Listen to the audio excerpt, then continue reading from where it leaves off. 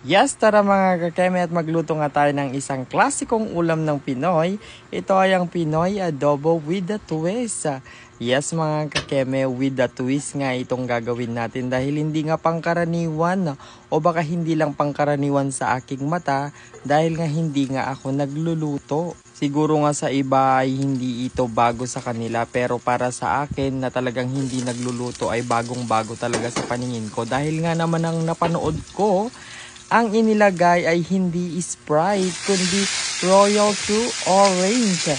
Yes mga kakeme, kaya naman ito na ang ating gagawin ngayon at mahuhusgahan nga kung ano nga ang lasa ng isang Royal True Orange sa isang adobo. Naglagay nga tayo dyan ng isang karne ng baboy, isang kilo nga po yan at sinanggot siya lang natin yan ng sibuyas, bawang at nilagyan natin ng pampalasa. Napaka-classic ng pagkakaluto dahil nga ganito naman talaga ang pagkakaluto ng isang adobo at nilagay nga natin dyan yung kanyang mga sangkap at syempre yung ang Royal True Orange at habang nga naluluto siya at tikim ng tikim ako talaga namang nakita ko nga ang resulta. Sumakses nga siya. Ito nga yung hinahanap ko na adobo.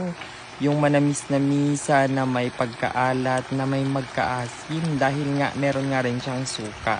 Yan lamang, salamat!